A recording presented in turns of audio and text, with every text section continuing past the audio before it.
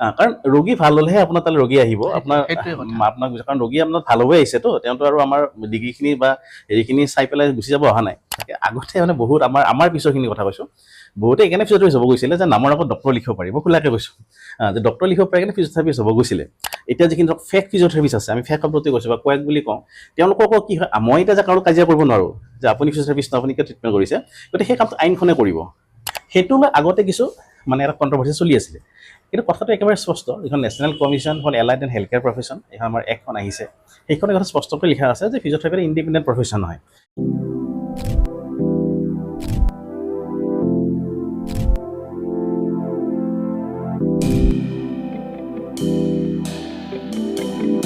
নমস্কাৰ unscripted reality আছামৰ অন্য এটি নতুন এপিছডৰ মাজলৈ স্বাগতম জনাইছোঁ প্ৰতিগৰাকী দৰ্শকক আজিৰ ভিডিঅ'টো হ'বলৈ গৈ আছে ফিজিঅ'থেৰাপিষ্টৰ ওপৰত আজি মোৰ সৈতে এগৰাকী অতিথি উপস্থিত আছে তেখেত এগৰাকী জ্যেষ্ঠ ফিজিঅ'থেৰাপিষ্ট ডাক্তৰ প্ৰণৱ কুমাৰ চক্ৰৱৰ্তী আজি তেখেতৰ পৰা গোটেইখিনি কথা জানিবলৈ চেষ্টা কৰিম ফিজিঅ'থেৰাপি সম্পৰ্কে যদি আপোনালোকৰ মনতো কিবা ডাউট আছে বা ফিজিঅ'থেৰাপিৰ বিষয়ে কিবা ভালদৰে যদি পুংখানুপুংখভাৱে যদি আপোনালোকেও জানিবলগীয়া আছে তেন্তে এই ভিডিঅ'টোৰ জৰিয়তে আপোনালোকে জানিব পাৰিব তো ভিডিঅ'টো শেষলৈকে চাওক ফিজিঅ'থেৰাপি সম্পৰ্কে গোটেইখিনি তথ্য ভালদৰে আপোনালোকে লাভ কৰিব ছাৰ আপোনাক স্বাগতম জনাইছোঁ আমাৰ অনুষ্ঠানৰ মাজত নমস্কাৰ ছাৰ পোনপ্ৰথমে আপোনাৰ পৰিচয়টো এই চমুকৈ আমাৰ দৰ্শকসকলক হয় নমস্কাৰ মই ফিজিঅ'থেৰাপিষ্ট ডাক্তৰ প্ৰণৱ কুমাৰ চক্ৰৱৰ্তী মোৰ নলবাৰীতে মই প্ৰেক্টিছ কৰোঁ মোৰ ফিটনেছ পাৰ্ক ফিজিঅ'থেৰাপি ক্লিনিক বুলি ক্লিনিক আছে আমাৰ ক্লিনিকত দুটা শাখা ইতিমধ্যে নলবাৰীত আছে আৰু যোৱা 15 বছৰ ধৰি মই ইয়াতে প্ৰেক্টিছ কৰি আছোঁ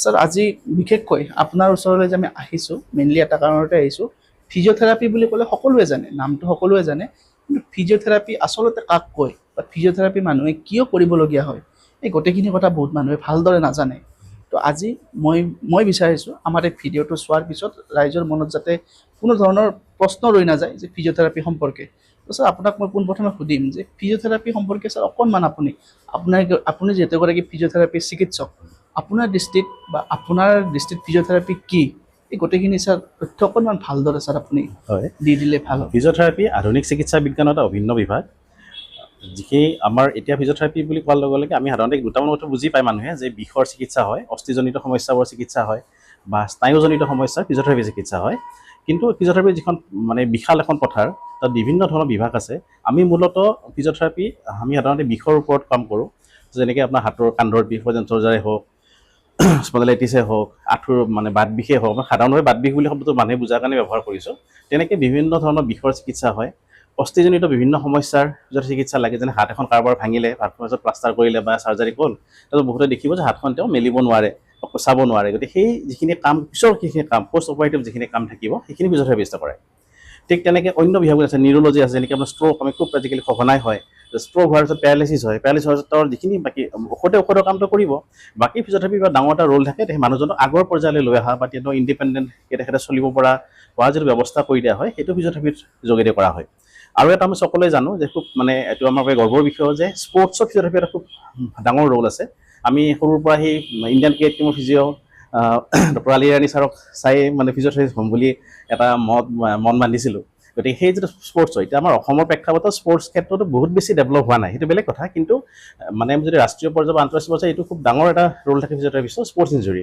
এতিয়াও আমাৰ ইয়াতো স্পৰ্টছ ইঞ্জুৰি বহুত কেছ আহে সিহঁতক খেলিছে আজি ভৰিখন মচকা খাই গ'ল স্প্ৰেইন কিবা হ'ল তো তাত কি কৰিব লাগে ফিজিঅ'থেৰাপি কাৰণ কি এইটো ছাইড এফেক্ট নাই আটাইতকৈ ডাঙৰ হেৰিটো হৈছে যে ফিজিঅ'থেৰাপিটো সঠিকভাৱে যদি সঠিক ফিজিঅ'থেৰাপিষ্টে কৰে তেতিয়া তাৰ কোনো পাৰ্শ্বক্ৰিয়া নাথাকে ফিজিঅ'থেৰাপিৰ মানে ছাইড ইফেক্ট নাথাকে নেকি যদি সঠিকভাৱে কৰা যায় ছাইড এফেক্ট নাথাকে চিকিৎসাটো ছাইড এফেক্ট নাই এতিয়া যদি কোনোবা হিষ্ট্ৰীটো নলয় এতিয়া বহুত কেনেকুৱা হয় যে ক'ব যে ফিজিঅ'থেৰাপি কৰিছিলোঁ মোৰ বেয়া হ'ল আচলতে হয়তো থেৰাপি এজন কোনো হয়তো অনভিজ্ঞ আছিল বা ৰোগীয়ে কেতিয়াবা কিছুমান হিষ্ট্ৰী নকয় লুকাই দিয়ে ধৰক আপুনি ডায়েবেটিক পেচেণ্ট আপুনি কোৱা নাই যে ডায়েবেটিছ আছে বুলি আপোনাৰ হয়তো হাৰ্টৰ কিবা এটা সমস্যা আছে আপুনি কোৱা নাই আহি পেলাই এদিনতে প্ৰথম লগ পাইছোঁ হাৰ্টৰ কথা কম নে সেইটোৰ কাৰণে কেতিয়াবা সমস্যা হয় কিন্তু এনেই হিষ্ট্ৰীটো যে আমি লওঁ প্ৰত্যেক পেচেণ্টৰ হিষ্ট্ৰীটো যেতিয়া তেওঁলোকে কৈ দিয়ে আমি ট্ৰিটমেণ্ট প্ৰট'কল এটা বনাওঁ সেইটোৰ পিছত তাৰ কোনো পাৰ্শ্বক্ৰিয়া হোৱাৰ কথা নাথাকে কাৰণ বস্তুটো মূলতঃ কিছু ব্যায়াম ফিজিঅ'থেৰাপি বুলি কোৱাৰ লগে লগে ব্যায়াম আৰু আমাৰ কিছুমান ইলেক্ট্ৰথেৰাপি বুলি কওঁ যিটো মানে আমাৰ ইলেক্ট্ৰিক কিছু সা সৰঞ্জামৰ থ্ৰুদি বিশেষ ধৰণৰ কিছুমান কৌশল ব্যৱহাৰ কৰি চিকিৎসা কৰা হয় ঠিক আপোনাক কৈ আছিলোঁ স্পৰ্টছৰ কথা তাৰপিছত আপোনাৰ এতিয়া যেনেকৈ কাৰ্ডিঅ'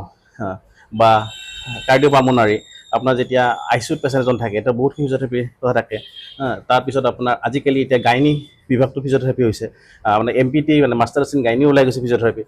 কাৰণ কি হৈছে গাইনী এতিয়া আপোনাৰ এগৰাকী মানে মহিলা এগৰাকী যেতিয়া প্ৰেগনেঞ্চি আগত যিটো তেওঁ আপোনাৰ প্ৰিপেৰেশ্যন হ'ব লাগে তাত কিছু ফিজিঅ'থেৰাপি দৰকাৰ থাকে, প্ৰেগনেঞ্চিৰ পিছত কি দৰকাৰ থাকে। কাৰণ আজিকালি প্ৰত্যেকৰে মহিলা প্ৰায়খিনি মহিলা ৱৰ্কিং ওমেন, তেওঁলোকে আজি প্ৰেগনেঞ্চি ডেলিভাৰী হোৱাৰ পিছত তেওঁলোকে আকৌ হয়তো এমাহ পিছতে বা 15 দিন পিছত কামত যোগদান কৰিব লাগে। গতিকে তেওঁলোকক প্ৰিপেয়াৰ কৰিব লাগিব নহয়, সেই কামটো ফিজিঅ'থেৰাপিষ্টে কৰে। PCOD খুব এটা সমস্যা, যে বহুত মহিলাই এনেকৈ কয় যে আমি মানে হয়তো তেওঁ প্ৰেগনেঞ্চিৰ কাৰণে চেষ্টা কৰি আছিলে কিন্তু কনচিভ কৰা নাই। সেইটোত ডক্টৰে সদায় মানে গাইনাকে আপোনাক কি কৰিব কয় যে আপুনি এক্সাৰচাইজ কৰিব। এক্সাৰচাইজটো এনে একো এক্সাৰচাইজ নহয়, এনে ক'ৰবাত ইউটিউবত এটা চালোঁ, ক'ৰবাত কিবা এটা চালোঁ, চাই নিজে নিজে কৰি সেনেকুৱা বস্তু নহয়। কাৰণ প্ৰত্যেকৰে ট্ৰিটমেণ্ট প্লেনটো বেলেগ হয়। গতিকে এজন ফিজিঅ'থেৰাপিষ্টে সেই প্লেনটো বনাই তেওঁক এক্সাৰচাইজখিনি প্ৰেছক্ৰাইব কৰে আৰু সেইমতে হয়। এইখিনিতে এটা কথা সুধোঁ, আপুনি যে ক'লে ৰং এক্সাৰচাইজ হ'লে প্ৰব্লেম হ'ব। যদি কিছুমানে ধৰক যদি ৰং এক্সাৰচাইজ কৰে বা ক'ৰবাত চাই যদি তেওঁলোকে এক্সাৰচাইজ কৰে, মানে ফুল এক্সাৰচাইজ যদি হৈ যায়, সেইটো কিবা এটা প্ৰভাৱ পেলাব নেকি যাতে তেখেতৰ শৰীৰত? প্ৰভাৱ পেলাব পাৰে। ধৰক এনেকৈ আপোনাৰ কঁকালো আমি শ্লিপ ডিছ বুলি কওঁ, মানে এতিয়া খুব সাধাৰণভাৱে মানুহে বুজা সময়কেইটা মই কৈছোঁ, PIVD বা শ্লিপ ডিছ বুলি যিটো আমি কওঁ, আপোনাৰ শ্লিপ ডিছ হৈ আছে। এতিয়া শ্লিপ ডিছটো সাধাৰণতে কি হয়, আপুনি যদি নেটত চাৰ্চ কৰে যে মই শ্লিপ ডিছৰ কি এক্সাৰচাইজ, এতিয়া ডিছটো কোনফালে সোমাই আছে, সেইটো ভিতৰৰ ফালে আছে নে স্পাইনেল কৰ্ডৰ ফালে আছে না সি বেকাকৈ আছে, সেইটো মানে আপোনাৰ ডক্টৰে যদি MRI কৰিব বা কিছুমান স্পেচিয়েল টেষ্ট থাকে, টেষ্টখিনি কৰি পেলাই ফিজিঅ'থেৰাপিষ্টে গম পায় যে তাত সমস্যাটো আছে, সেইমতে চিকিৎসাটো হ'ব। এতিয়া ইউটিউবত দি দিলে, মানে মই ইউটিউবক বেয়া পাই কোৱা নাই, কিন্তু মানে কথাটো কৈছোঁ, যিটো সাধাৰণতে মানুহে কি কৰে, আজিকালি মেক্সিমামে স্যাৰ ইউটিউবত চাই হয়, তেওঁলোকে ভাবি যায় যে এই বস্তু সহজ, মই এনেকৈ কৰি দিওঁ। তেতিয়া কি হিতে বিপৰীত হয়, যে আপোনাৰ বিষটো হয়তো কোনোবা বেলেগ ফালে সোমাই আছিলে, আপুনি তাত নকৰি পেলাই এক্সাৰচাইজকেইটা কৰি দিলে, বিষটো আকৌ বাঢ়ি গ'ল। তেতিয়া তেওঁৰ তাত মানে এটা যদি সামগ্ৰিকভাৱে ধাৰণা এটা হয় যে মই ফিজিঅ'থেৰাপি কৰি ভাল নাপালোঁ, তেওঁ এইটো নকয় যে ফিজিঅ'থেৰাপিষ্টৰ তাত গৈ ফিজিঅ'থেৰাপি কৰা নাছিলোঁ, মই নিজে কিছু চেষ্টা কৰিছিলোঁ, সেইটো নকয়। কিন্তু এই যিটো ধাৰণাটো এনেকুৱা হৈ যায় যে ফিজিঅ'থেৰাপি কৰি মই সুফল নাপালোঁ। কিন্তু যদি আপুনি খুব নিয়মিতভাৱে বা আপোনাৰ থেৰাপিষ্ট যেনেকৈ আপোনাক কয় তেনেকৈ যদি নিয়মখিনি মানি থেৰাপি কৰে, এইটো খুব মানে সুন্দৰ সুফল পায়। আৰু সেইটোতো আমি ইমান বছৰ ধৰি কামটো কৰি আছোঁ। আৰু এটা কথা ছাৰ, মই আপোনাক সুধিব বিচাৰিম যে ফিজিঅ'থেৰাপি কৰিব লাগিলে কোনোবা ডক্টৰে আপোনাক প্ৰেছক্ৰাইব কৰিব লাগিব বা ৰেফাৰ কৰিব লাগিব, তেনেকুৱা কিবা কথা আছেনে? কোনোবা ব্যক্তিয়ে এনেও ধৰক তেখেতৰ কিবা অসুবিধা অনুভৱ কৰিছে দেহত, তেখেতে নিজাববীয়াকৈ কোনো ফিজিঅ'থেৰাপিষ্টৰ ওচৰত গৈছে, ফিজিঅ'থেৰাপিৰ চিকিৎসা আৰম্ভ কৰিছে, এনেকৈ পাৰিনে? কেনেকৈ প্ৰচেছটো আচলতে হয়, যদি আপোনাৰ আচলতে ট্ৰিটমেণ্টটো হৈছে এটা গ্ৰুপ ট্ৰিটমেণ্ট বুলি কওঁ, যে এজন মানুহে চাৰ্জাৰী কৰিব যাব, তাত এনাস্থেচিয়লজিষ্ট থাকিব, তাত চাৰ্জন থাকিব, তাত মেডিচিনৰ ডক্টৰো থাকিব, আৰু তাৰ পষ্ট অপাৰেটিভ সেইটো এটা টিম ৱৰ্ক হয়। সেইটো মানে টিম ৱৰ্ক এটা আচলতে এটা পাৰ্ট। কিন্তু কেতিয়াবা এইটো এটা কনফিউজন আহি যায় যে মোক থেৰাপিষ্টৰ ওচৰলৈ যাব লাগে বা ফিজিঅ'থেৰাপি কৰিব লাগে, তেতিয়া মোক তোমাৰ ডক্টৰে লিখি দিব লাগিব নেকি? সেইটো মই আগতে কিছু মানে এটা কণ্ট্ৰভাৰ্চি চলি আছিলে। কিন্তু কথাটো একেবাৰে স্পষ্ট, যিখন national commission for allied and health care profession, এইখন আমাৰ এখন আহিছে, সেইখনে কথা স্পষ্টকৈ লিখা আছে যে ফিজিঅ'থেৰাপি ইণ্ডিপেণ্ডেণ্ট প্ৰফেশ্যন হয়। আৰু ইণ্ডিপেণ্ডেণ্ট প্ৰফেশ্যনৰ ক্ষেত্ৰত তেনেকুৱা ৰেফাৰেল কথা নাই। কিন্তু আমি ৰেফাৰৰ কথাটো যেতিয়া আহে যে ডক্টৰে তেওঁলোকে কেতিয়া বহুতে ৰোগীও আমাক সুধে যে ডক্টৰে লিখি দিছে দেখোন থেৰাপি, লিখা কাৰণটো এইটোৱে যে এইটো টিম ৱৰ্ক হয়, তেখেতৰ পৰ্যায়ত তেখেতে কৰিছে। চাৰ্জাৰী তেওঁ যিমানখিনি ঠিকেই কৰি পঠাইছে, এনেকুৱা নহয় চাৰ্জাৰীটো ভুল হৈছে তেওঁৰ বা তেওঁ পৰা নাই, তেওঁৰ সেইখিনিলৈকে কামটো আছিল। তাৰ পিছৰ কামটো ৰিহেবিলিটেশ্যন, আমি অৰ্থ ৰিহেব, নিউৰ ৰিহেব, এনেকৈ আমাৰ ৰিহেবিলিটেশ্যন পাৰ্টটো, আৰু সেই পাৰ্টটো ফিজিঅ'থেৰাপিষ্টে চায়। এইটো মানে এনেকুৱা কাৰো ভুল বুজাবুজি হ'ব নালাগে যে মানে ফিজিঅ'থেৰাপিষ্ট নিজাকে পেচেণ্ট চাব পাৰে, ডিফাৰেণ্টলি আমাৰ তেনেকৈ বহুত ৰোগী আহে, চাব পাৰি। আৰু লগতে বাকী দ্বিতীয় কথাটো হৈছে এইটো টিম ৱৰ্ক। সেই কথাটো খুব স্পষ্টকৈ বুজাটো ভাল মানুহে যে এইটো টিম ৱৰ্ক হয়, যে চাৰ্জনৰ কাম কৰিব, ফিজিচিয়ানৰ কামটো কৰিব, ফিজিঅ'থেৰাপিষ্টৰ কামখিনি কৰিব। মানে গোটেইখিনি ছাৰ বিভাগীয় কামখিনি বিভাগীয়ভাৱে সেইটোৱে হয়। আৰু ছাৰ এটা কথা মই আপোনাক সুধিব বিচাৰিম যে অসমত, মই বিশেষকৈ অসমৰ কথাটো কৈছোঁ, অসমত ছাৰ আগতে আজিৰ পৰা কিছু বছৰ পূৰ্বলৈ ফিজিঅ'থেৰাপিৰ মানে কনচেপ্টটো সিমান এটা নাছিল, খুব কম সংখ্যক। আপুনি জানিব যিহেতু আপুনি এইটো ফিল্ডৰ লগত জড়িত। কিন্তু বৰ্তমান সময়ত ছাৰ ফিজিঅ'থেৰাপি ক্লিনিকসমূহ বা ফিজিঅ'থেৰাপি এটা বহলভাৱে এটা প্ৰচাৰ হৈছে ছাৰ। এইটো কি ক'ব ছাৰ? এইটো অসমৰ প্ৰেক্ষাপটত আপুনি ফিজিঅ'থেৰাপিৰ কিবা পৰিৱৰ্তন বা কিবা তেনেকুৱা দেখিছে? কি ক'ব? খুব মানে এটা খুব মানে কি বুলি ক'ব পাৰি, খুব সুন্দৰ এটা পৰিৱৰ্তন আমি দেখিছোঁ। মানে আমাৰ এতিয়া মোৰে 15 বছৰ হৈ গ'ল, মই যেতিয়া মানে বেচেলৰ ডিগ্ৰী কৰি আহিলোঁ বা মাষ্টাৰ্ছ কৰি আহিলোঁ, তাৰপিছত দেখিলোঁ যে আপোনাৰ কি হয়, ইয়াত ফিজিঅ'থেৰাপি ট্ৰিটমেণ্টৰ লগত ফিজিঅ'থেৰাপিটো বুজাব লাগে। মানে পৰিৱেশটো সেইটো আছিল যে মই ফিজিঅ'থেৰাপি কৰিলে নহ'ব, মই ৰোগীজনকো বুজাই আহিব লাগিব যে মই ফিজিঅ'থেৰাপিষ্ট হয় আৰু ফিজিঅ'থেৰাপিত আপোনাৰ এইখিনি চিকিৎসা হয়। তেতিয়া কি হয়, যেতিয়া বস্তুটো প্ৰথমতে বহুত ভাবি লয় যে এক্সাৰচাইজহে অকল, তেওঁলোকে বুজি নাপায় যে লাহে দেখে যে এইটো অকল এক্সাৰচাইজ নহয়, ইয়াৰ লগত বিভিন্ন ধৰণৰ কথা আছে, বিভিন্ন টেকনিকৰ কথা আছে। তেতিয়া তেওঁলোকে লাহে লাহে ফিজিঅ'থেৰাপি গুৰুত্ব বুজি উঠিলে। তাত এটা সমস্যা আছিলে, অসমৰ প্ৰেক্ষাপটত সমস্যা বেছি আছিলে, যে কি হয় যেতিয়া ফিজিঅ'থেৰাপিষ্টখিনি মানে কোৱালিফাইড ফিজিঅ'থেৰাপিষ্ট শব্দটো মই কৈছোঁ, যে কোৱালিফাইড ফিজিঅ'থেৰাপিষ্ট যেতিয়া নাছিলে, তেতিয়া এটা সমস্যা হৈছিলে যে কিছুমান মানুহে নিজকে ফিজিঅ'থেৰাপিষ্ট বুলি কয়, মানে এনেকৈ আমাৰ চিকিৎসা কৰি আছিল। সেইটো আমাৰ অসমতে সৰু জেগা, আমি এখন যিটো পিছপৰা ঠাই এনেকুৱা জেগাত হয় কথাবিলাক, আৰু তেওঁলোকৰ পৰিয়াল চলাই আছে, গতিকে কৰিলে। তাৰপিছত আমি দেখিলোঁ যে এতিয়া সমস্যাটো কিয় হৈ আছে যে অসমত খুব আমাৰ GMCতে হওক, দুলীয়াজান অইল হস্পিটেলতে হওক বা AMCত হওক ফিজিঅথেৰাপি ডিপাৰ্টমেণ্টটো তেতিয়াও আছিলে। সমস্যাটো হৈছে যে সংখ্যাটো একেবাৰে কম, সেইকাৰণে অৰ্গেনাইজ নাছিল। তাৰপিছত আমাৰ যেতিয়া আমিবোৰে ওলাই আহিবৰ সময় হ'ল বা আমাৰ আগত কেইজনমান বেটছ আহিলে, খুব এক্টিভ মানে ফিজিঅথেৰাপিষ্টজন অসমলৈ আহিল, আৰু আমি বাহিৰত পঢ়িব লগা এইটো কথাটো সেইটো। তাৰমানে কি হয়, ইয়াতে যিবিলাক মেডিকেল কলেজ তাত ডিপ্ল'মা কৰ্চটো আছিল বা চাৰ্টিফিকেট কৰ্চ আছিল। ডিপ্ল'মাটোত তেতিয়া আমি বুজি উঠিলোঁ যে এটা যদি মানে মেডিকেল ডিগ্ৰী বুলি যদি কওঁ, তাক বেচেলৰ ডিগ্ৰী বা মাষ্টাৰ ডিগ্ৰীলৈকে উন্নতি কৰিবই লাগিব। যিহেতু ইয়াত সুবিধাটো নাছিলে, সেইকাৰণে বহুতে অন্য প্ৰদেশৰ ইউনিভাৰ্চিটিত পঢ়িব লগা হ'ল। তাৰপিছত কি হ'ল, যেতিয়া আমি আহিলোঁ বা আমি ওলাই অহা ঠিক আগে আগে আমাৰ কিছুমান ছিনিয়ৰ ফিজিঅথেৰাপিষ্টে এটা খুব ভাল কাম কৰিলে। তেওঁলোকে অসমত এই সাংগঠনিক মানে শক্তিটো বঢ়োৱাৰ কাৰণে অল আছাম ফিজিঅথেৰাপি এছ'চিয়েশ্যন, আমি APA বুলি কওঁ, সদৌ অসম ফিজিঅথেৰাপি সন্থা জন্ম দিলে 2007 চনৰ 31 ডিচেম্বৰৰ কথা। তাৰপিছত এটা ইয়াত চেঞ্জ এটা আহিছে। তাত কি হ'ল, তাৰপিছত আমি আমাৰ নিজৰ যিখিনি কাম, আজি আমি ফিজিঅথেৰাপি ডে'টো খুব ধুনীয়াকৈ অসমৰ বিভিন্ন ঠাইত উদযাপন কৰোঁ। তাৰপিছত আমি কি কৰোঁ, আমাৰ বিভিন্ন কেম্প কৰোঁ। আমি নলবাৰীতে আপুনি খবৰ কৰিলে গম পাব, এটা সময়ত আমি মানে এনেকুৱা হয় ৰবিবাৰটো পালে আমি ক'ৰবাত এটা শিবিৰ কৰোঁ। শিবিৰটোৰ উদ্দেশ্য এইটো নহয় যে মোক মানুহে চিনি পাওক, কিন্তু উদ্দেশ্য আছে যে ফিজিঅথেৰাপি বস্তুটোক মানুহে চিনি পাওক, এই চিকিৎসা পদ্ধতিটো কি। মই সেইটো কথাই কৈছোঁ, সেইটো আজিৰ পৰা কিছু বছৰ আগলৈকে কিন্তু ফিজিঅথেৰাপি কনচেপ্টটো মানুহে ভালদৰে জনা নাছিলে। কিন্তু এতিয়া কিন্তু প্ৰায়ভাগ মানুহে মানে যিসমূহ মানুহৰ ধৰক শিক্ষা নাই, প্ৰায়ভাগ সেইসমূহ মানুহে কিন্তু আজিকালি ফিজিঅথেৰাপি কনচেপ্টটো জনা হৈছে। আৰু ইয়াৰ মূল কাৰণটো হৈছে লাহে লাহে অসমত ইউনিভাৰ্চিটিবিলাকে ফিজিঅথেৰাপি কৰ্চটো খুলিলে, বেচেলৰ ডিগ্ৰী আহিলে, মাষ্টাৰ ডিগ্ৰী আহিলে। তো আমাৰ অনুজসকলে সেই বিভাগটোত পঢ়া শুনা কৰিলে। কৰাৰ পিছত এই মানে যিটো ফিজিঅথেৰাপিটো চেঞ্জ, যিটো মানুহে বুজি পোৱা সেই বস্তুটো আহিল। তাৰ লগত আৰু এটা কথা থাকিলে যে আমাৰ এখন সমস্যা এটা আছে, আমাৰ কমিশ্যন এখন নাছিলে, মানে কাউন্সিল বুলি যিটো কওঁ, এখন নাছিলে মানে এইটো আমাৰ দোষ নহয়, মানে সেইটো যেতিয়া তুলনামূলকভাৱে যিবিলাক নতুন প্ৰফেশ্যন সেইবিলাকৰ কাউন্সিলখন হোৱাটো বহুত দীঘলীয়া এটা প্ৰচেছ, সদনত বিভিন্ন ধৰণৰ বিল পাছ হোৱাৰ পিছত এইটো হয়, গতিকে আমাৰ নাছিলে। কিন্তু আমাৰ সুখবৰ যে 2021 সেইখন বিলখন আহিছিলে, পিছত 2023 আমাৰ এক্ট হ'ল। এতিয়া মানে সেইখন কাম চলি আছে। চলি থকাৰ কাৰণে কি হৈছে, এতিয়া বস্তুবিলাক অকণমান বেছি সঠিকভাৱে ৰেগুলেট হ'ব। এতিয়া যিখিনি ধৰক ফেক ফিজিঅথেৰাপিষ্ট আছে, আমি ফেক শব্দতে কৈছোঁ বা কোৱেক বুলি কওঁ, তেওঁলোককো কি হয়, মই এতিয়া যে কাৰো কাজিয়া কৰিব নোৱাৰোঁ যে আপুনি ফিজিঅথেৰাপিষ্ট আপুনি কিয় ট্ৰিটমেণ্ট কৰিছে, গতিকে সেই কামটো আইনখনে কৰিব, তেওঁ নিজে বাধ্য হ'ব। গতিকে এই বস্তুবোৰ চলিব, আৰু এতিয়া খুব ভাল। এতিয়া মানে নতুনখিনিও খুব মানে আগ্ৰহেৰে প্ৰফেশ্যনটোত আহিছে। খালি কষ্ট কৰিলে মানে প্ৰফেশ্যনটোত ৰাইজৰো সেৱা কৰা হ'ব, আৰু নিজৰো তাৰমানে যিখিনি উন্নতি, নিজৰ শিক্ষাটো বাঢ়িব, উন্নতি হ'ব, সেইটোৱে। আৰু প্ৰায়ভাগ ষ্টুডেণ্টৰ তেওঁলোকেও এটা মানে ভাবি থয় যে মই ফিজিঅথেৰাপি লাইনটোত পঢ়িম বা ফিজিঅথেৰাপিৰ মানে ফিজিঅথেৰাপিকে মই কেৰিয়াৰ হিচাপে লৈ আগবাঢ়িম। তেওঁলোকে আচলতে কেনেকৈ মানে পঢ়া ফিজিঅথেৰাপিৰ যিটো কোৰ্চ, এই কোৰ্চটো কেনেকৈ পঢ়িব পাৰিব, এই কথাখিনি অকণমান স্যাৰ আপুনি কৈ দিলে সুবিধা। অসমতে হওক বা অসমৰ বাহিৰতে বিভিন্ন ইউনিভাৰ্চিটি ফিজিঅথেৰাপি কোৰ্চটো চলাই আছে। UGC ৰিকগনাইজ ইউনিভাৰ্চিটিখিনিয়ে ফিজিঅথেৰাপি বেচেলৰ ডিগ্ৰী, BPT আৰু MPT চলে, আৰু PhD থাকে। এতিয়া কিছুমান ইনষ্টিটিউটত ডিপ্ল'মা চাৰ্টিফিকেট কিবা কিবি লিখি চলাই, সেইবিলাক কিন্তু আচলতে বৈধ নহয়, আজিৰ তাৰিখত বৈধ নহয়। আমাৰ ইয়াতো কিবা কিবি এনেকুৱা ঘটনা ঘটিয়ে থাকে। তাৰপিছত কথাটো হৈছে যে ফিজিঅথেৰাপিষ্ট কিয় হ'ব, মানে ফিজিঅথেৰাপি তাত দুটা কথা থাকে। আগতে মানে বহুত আমাৰ পিছৰখিনি কথা কৈছোঁ, বহুতে এইকাৰণে ফিজিঅথেৰাপিষ্ট হ'ব গৈছিলে যে নামৰ আগত ডক্টৰ লিখিব পাৰিব, খোলাকৈ কৈছোঁ যে ডক্টৰ লিখিব পাৰি কিনে ফিজিঅথেৰাপিষ্ট হ'ব গৈছিলে। ওলাই আহি পেলাই তেওঁলোকে কি কৰিলে, তেওঁলোকে বেলেগ প্ৰফেশ্যনৰ মানুহখিনি নিজক তুলনা কৰি থাকে, নিজৰ কামটোত কিমান দিব পাৰিছে, কেনেকৈ কাম কৰিছে, কেনেকৈ মানুহক শুশ্ৰূষা কৰিছে। কাৰণ ৰোগী ভাল হ'লেহে আপোনাৰ তালৈ ৰোগী আহিব, আপোনাক কাৰণ ৰোগী আপোনাৰ ভাল হৈ আহিছেতো, তেওঁতো আৰু আমাৰ ডিগ্ৰীখিনি বা হেৰিখিনি চাই পেলাই গুচি যাব অহা নাই। গতিকে কথাটো হৈছে ৰোগী ভাল কৰিবই লাগিব।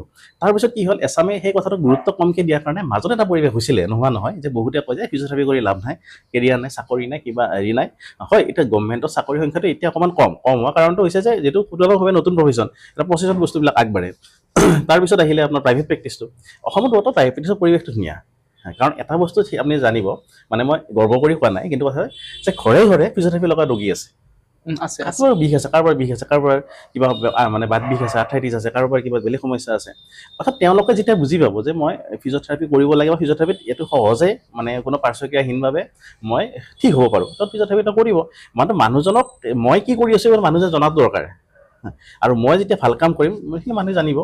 এতিয়া সেইখিনিত মাজত এটা কেতিয়াবা লেপছ থাকে, যে সেই কামখিনি ভালকৈ নকৰি ভাবি থাকে যে মই ফিজিঅথেৰাপিষ্ট কিয় সফল হ'ব পৰা নাই বা ইয়াত কেৰিয়াৰটো নহ'ব। কিন্তু আজি মই সঠিককৈ ক'ব পাৰোঁ যে ফিজিঅথেৰাপিষ্ট কেৰিয়াৰ হিচাপে লৈ ফিজিঅথেৰাপি সকলোৱে আগবাঢ়িব পাৰে, কাৰণ স্পৰ্টছৰ ক্ষেত্ৰত বহুত আগবাঢ়ি আছে। ইমান কিবা ষ্টেডিয়াম আছে, নলবাৰীৰ দৰে জেগাত ইমান ধুনীয়া ষ্টেডিয়াম বনি আছে, গুৱাহাটীত ইমানকেইখন ষ্টেডিয়াম হ'ল, মানে ইণ্টাৰনেশ্যনেল লেভেলৰ ষ্টেডিয়াম। তো ইয়াত ফিজিঅথেৰাপি স্পৰ্টছ ডিপাৰ্টমেণ্টতো বহুত আহিব, ৰিহেব, নিউৰ' ৰিহেব তো খুব দৰকাৰী হৈ পৰিছে, অৰ্থ ৰিহেব। তেনেকৈ প্ৰতিটো ক্ষেত্ৰতে ফিজিঅ'থেৰাপি খুব এটা মানে ডাঙৰ ৰোল আছে। গতিকে ফিজিঅ'থেৰাপি আগন্তুক দিনবোৰত চাগে কেৰিয়াৰ বহুত ভাল হ'ব বুলি আমি আশাবাদী। আৰু এটা কথা আমি প্ৰায় দেখা পাওঁ ফিজিঅ'থেৰাপিষ্টসকলে কিছুমান ইলেক্ট্ৰিকেল কিছুমান সামগ্ৰী তেওঁলোকে ইউজ কৰে, ইকুইপমেণ্ট কিছুমান ইউজ কৰে তেওঁলোকে ফিজিঅ'থেৰাপি কৰাৰ কাৰণে। এই ইকুইপমেণ্টখিনি কি বা এইটোৰে কি প্ৰচেছত মানে ট্ৰিটমেণ্টটো কৰা হয় অকণমান কৈ দিয়ক। আচলতে কি হয় আপোনাৰ ইলেক্ট্ৰিকেল যিটো আমি কওঁ সেইখিনি বস্তুৰ মূল কামটো হৈছে আপোনাৰ চিকিৎসা পদ্ধতিটো কিছু দ্ৰুত কৰা।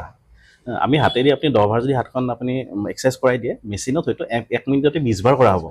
মানে এটা লক্ষ্যটো হৈছে মেচিন ইউজ কৰা হৈছে সেইটো। এতিয়া মেচিন বুলি ক'লে বহুতে এনেকৈ ভাবে, আজিকালিতো ফ্লিপকাৰ্টতো বহুত মেচিন পায়, আমাজনতো পায়। মানুহে ভাবি লয় যে এনেকুৱা আমি কি মেচিন তাতে পায় নেকি বা কিনিব পায় নেকি, বহুত মাছাজাৰ ওলাইছে বা চাইনিজ প্ৰডাক্ট বহুত মাৰ্কেটত আছে। আচলতে সেইখিনি ফিজিঅ'থেৰাপিৰ পাৰ্ট নহয়।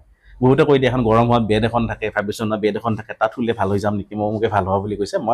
মই আপোনালোকৰ যিখিনি দৰ্শক সেইখিনি ক'ব বিচাৰিছোঁ সেইখিনি ফিজিঅ'থেৰাপি নহয়। এতিয়া কথা হৈছে ফিজিঅ'থেৰাপি কি হয়, যেনেকৈ আমাৰ SWD বুলি কয়, শ্বৰ্ট ৱেভ ডায়েথেৰাপি, তাৰপিছত আপোনাৰ IFT, টেন্স, মই শ্বৰ্টতে কৈছোঁ কথাখিনি, আল্ট্ৰাচাউণ্ড থেৰাপি, তেনেকৈ বিভিন্ন নতুনকৈ এতিয়া লেজাৰ ওলাইছে, শ্বক ৱেভ ওলাইছে, তেনেকৈ বিভিন্ন ধৰণৰ মানে সা সৰঞ্জাম আছে। তাৰে লগতে কিছুমান আধুনিক ট্ৰিটমেণ্ট টেকনিক ওলাইছে যিবিলাক আপোনাৰ মেচিনো নহয় কিন্তু তাক মেচিনৰ নিচিনা কাম কৰে। যেনেকৈ আপোনাৰ যাব কাপিং থেৰাপি, যিহেতু খুব পুৰণা চিকিৎসা পদ্ধতি, তাক আধুনিকৰণ কৰিছে ফিজিঅ'থেৰাপিষ্টে। তাৰপিছত আপোনাৰ ড্ৰাই নিডলিং বুলি এটা বস্তু আছে, যে ড্ৰাই নিডল নিডল কিছুমান ইউজ কৰি কৰা যায়, সেইবিলাক আচলতে ফিজিঅ'থেৰাপিৰ পাৰ্ট। আৰু সেইটো এক্সপিৰিয়েঞ্চ মানে হেণ্ডেহে কৰিব লাগিব, এনেকুৱা নহয় যে কোনোবাই এনে কৰি দিয়ে তেনেকৈ নহয় সেইটো। গতিকে এনেকুৱা ধৰণৰ কিছুমান নতুন নতুন টেকনিক আহিছে। আমাৰ এক্সাৰচাইজৰ ক্ষেত্ৰতো এনেকুৱা হৈছে যে আগতে মানে বস্তুটো এনেকুৱা হৈছে ন, আজি মই কোনোবা এজন পেচেণ্টে যদি মোৰ ঘৰলৈকে গ'লোঁ, কিবাখন মাতিলে, তেওঁ মোক ক'লে যে মই ভৰিখন কেনেকৈ, আমি তেতিয়া মানে তাত যিটো ইকুইপমেণ্টছ কি নাথাকে, আমি সেইটো মানে এটা বস্তু তাত মেনেজ কৰি দিব লাগে ঘৰত। ক্লিনিকত বস্তুটো কি ভাল হয়, চাইকেলটোৰে পেডেল ঘূৰাব লাগিলে চাইকেলখন আমাৰ ইয়াত থাকে, খোজ কাঢ়িব পৰা নাই তো ট্ৰেডমিলত আমি খোজ কাঢ়িব পাৰোঁ, সেইখিনি আমাৰ যোগাৰ থাকে। কিন্তু কেতিয়াবা বহুতে এনেকুৱা ভাৱ থাকে যে মোক ফিজিঅ'থেৰাপিষ্ট মোৰ ঘৰত আহিছিলে, তেওঁ একো নকৰিলে, নহয়, সেইখিনি বস্তু কেৰি কৰিলে যে সম্ভৱ নহয়। গতিকে মানে আমি সেই তাত যিখিনি বস্তু এভেইলেবল থাকে সেইখিনি মানে আমি সেইখিনি ভিত্তি কৰিয়ে আমি চিকিৎসাটো আগবঢ়াওঁ। আৰু ৰিহেবটো এনেকুৱা বস্তুৱে যে তাৰমানে আপোনাৰ হাতত যিখিনি ৰিচোৰ্চ থাকিব সেইখিনিৰ ওপৰত বেছ কৰি আপুনি চিকিৎসা আগবঢ়াব লাগে। লক্ষ্য এটাই, ৰোগীগৰাকী ভাল পাব লাগে, তেখেতে আগৰ পৰ্যায়লৈ ঘূৰি আহিব লাগে, সেইটোৱে ফিজিঅ'থেৰাপি। আৰু এটা কথা ছাৰ সুধিব বিচাৰিম যে বিভিন্ন বিভাগৰ ডক্টৰসমূহে, চিকিৎসকসমূহে যেতিয়া ৰোগী এজনক ট্ৰিটমেণ্ট কৰে তেওঁলোকে কিছুমান ঔষধ প্ৰিছক্ৰাইব কৰে, ব্যৱহাৰ কৰিবলৈ কয়। কিন্তু আপোনালোকে ফিজিঅ'থেৰাপিষ্টসকলে আপোনালোকৰ কিবা তেনেকুৱা ঔষধ ব্যৱহাৰ কৰিব লগা কিবা তেনেকুৱা আছে নে কিবা, এই কথাখিনি ছাৰ? আচলতে একদম স্পষ্ট ক'ব গ'লে নাই। ফিজিঅ'থেৰাপি মানে হৈছে ট্ৰিটমেণ্ট থ্ৰু ফিজিকেল মিনছ, অৰ্থাৎ এক্সাৰচাইজ আৰু ইলেক্ট্ৰথেৰাপিৰ যোগেদি আমি থেৰাপি মানে চিকিৎসা কৰোঁ। এতিয়া বহুতো এনেকুৱা থাকে যে আমি ধৰক কথাটো এনেকুৱা থাকে যে কেতিয়াবা কোনোবা এজনে সুধি যে মোৰ বিষ হৈ আছে, মই পেইনকিলাৰ খাব পাৰিম নে নাই, সেই কামটো আমাৰ নহয়। আমি স্পষ্টকৈ কয় ফিজিঅ'থেৰাপিত কোনো ধৰণৰ ঔষধ ব্যৱহাৰ কৰা নহয়। কিছুমান এতিয়া এটা বিৰাট ডাঙৰ সমস্যা হৈছে, অসমতে সেইটো হৈ আছে যে বহু ফিজিঅ'থেৰাপিষ্টে বিভিন্ন ধৰণৰ মানে প্ৰক্ৰিয়াৰ মাজেৰে, তেওঁলোকেও এটা প্ৰক্ৰিয়াৰ মাজেৰে চলিছে, তেওঁলোকে বিভিন্ন ধৰণৰ ঔষধ ব্যৱহাৰ কৰে। মই এল'পেথি ঔষধ বুলিয়ে কোৱা নাই, বিভিন্ন ধৰণৰ ঔষধ ব্যৱহাৰ কৰে। এতিয়া কথা হৈছে যে মই ভাবোঁ যে তেনেকুৱা কামটো নকৰিলে ভাল, কাৰণ এতিয়া ঔষধৰ কাৰণে এটা বিভাগ আছে নহয়, ডক্টৰখিনি আছে, মেডিচিন প্ৰেছক্ৰাইব কৰে, তেওঁলোকে মেডিচিনখিনি চাব, তেওঁলোকে চাব। আমাৰ কামটো হৈছে যে আমি ফিজিকেল থেৰাপি কৰি এক্সাৰচাইজ কৰি আমি মানুহ ঠিক কৰিব লাগে, আৰু আমি সেইটোৱে পঢ়োঁ। আমি যে বেচেলৰ ডিগ্ৰী 4.5 এতিয়া 5 বছৰ হ'ব, বা মাষ্টাৰ ডিগ্ৰী 2 বছৰ, সেই যে পঢ়োঁ আমি সেইটো বস্তুৱে পঢ়োঁ যে এক্সাৰচাইজ কৰা কেনেকৈ। নহ'লেতো এনেকুৱা হ'লে ন, ফিজিঅ'থেৰাপি কৰ্চটো আপোনাৰ ছমহীয়া কৰ্চ হ'লে, যে মানে কঁকালৰ বিষ হৈছে এইকেইটা এক্সাৰচাইজ কৰিবা, হাতৰ বিষ হ'লে এইটো কৰিবা, ছমাহ ট্ৰেইনিংহে। এতিয়া বহুতে মই আচৰিত হৈছিল, আমি প্ৰথম আহোঁতে মানুহে সুধি দিয়ে যে আপোনাৰ কিমান বছৰৰ কৰ্চ, মই ক'লো আপোনাৰ মানে স্নাতকটো আপোনাৰ 4.5 বছৰ আৰু স্নাতকোত্তৰ 2 বছৰ। ইমান বছৰ কি কৰে, সেইটো ডাঙৰ প্ৰশ্ন হয় কথাটো, যে আমি ইমান বছৰ এক্সাৰচাইজ কি কৰোঁ। সেই কথাটো হৈছে এই যে মানে বস্তু কিমান এটা জটিল প্ৰক্ৰিয়াৰ মাজেদি, মানে আপোনাৰ প্ৰতিটো ৰোগৰ বাবে, প্ৰতিটো মাংসপেশী, প্ৰতিটো শিৰা উপশিৰাৰ বাবে এটা নিৰ্দিষ্ট কিছুমান টেকনিক আছে। সেই কৌশলখিনি নোহোৱাকৈ এনে এক্সাৰচাইজ কৰিলে নহয়। এক্সাৰচাইজ হ'ব, থেৰাপি নহয়, ফিজিঅ'থেৰাপি নহয়। আৰু থেৰাপি শব্দটো এটা মানে এতিয়া মই মাজতে কৈ দিওঁ, এতিয়া থেৰাপি শব্দটোলৈ এটা বৰ এখন জটিল সমস্যা এটা হৈছে, আমিও পাই আছোঁ যে কি কৰে, যিকোনো ধৰণৰ কিছুমান মানে বিদেশী কোম্পানী হওক বা কিছুমান মানে অৰ্গেনাইজেশ্যনে কি কৰিছে, থেৰাপি শব্দটো ব্যৱহাৰ কৰি কিছুমান চিকিৎসা প্ৰতিষ্ঠান খুলিছে। এতিয়া কথা হ'ল তেওঁলোকৰ কোনো ধৰণৰ তেওঁলোকৰ ভেলিড লাইচেঞ্চো নাই, বা তেওঁলোকৰ কোনো ৰেজিষ্ট্ৰেশ্যন নাই। এতিয়া কথা হৈছে তেওঁলোকে যে কৰে, মানুহে থেৰাপি শব্দটো চিনাকি, ফিজিঅ'থেৰাপি শব্দটো যেনেকৈ চিনাকি তাতকৈ বেছি চিনাকি কিন্তু থেৰাপি শব্দটো।